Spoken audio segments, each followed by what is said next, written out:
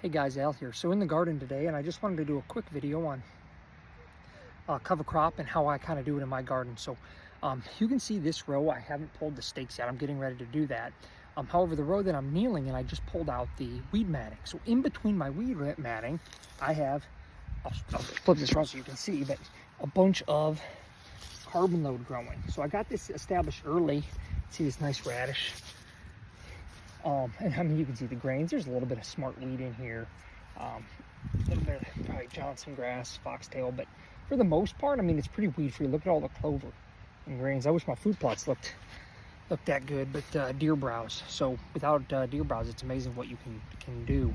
I see buckwheat, I see peas going to flower. I mean, it's just really great. But I can't do that where my, obviously where I have the stakes and weed matting. So what I do is I get my carbon load on my walking trails established first as my cover crop. Then once I pull this off, I'm left with this. So this is where I had all my tomato plants in.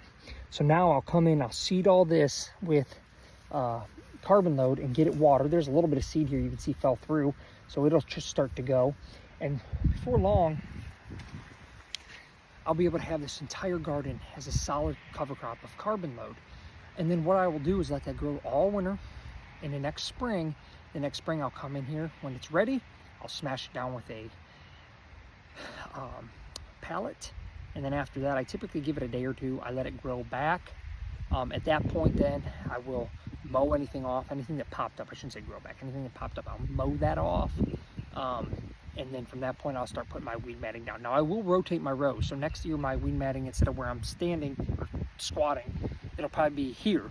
So I rotate my rows, and then I'll also make sure I put some no-till nurture down. And I'll likely hit the spots where the tomato plants were this past year, just a little bit heavier. So I've already hit some of these other spots, but I'll likely hit this area just a smidge heavier because I had such a high density of plants growing in this area, specifically for producing food, that's now going to be in my freezer and turn it into tomato sauce and salsa and things like that.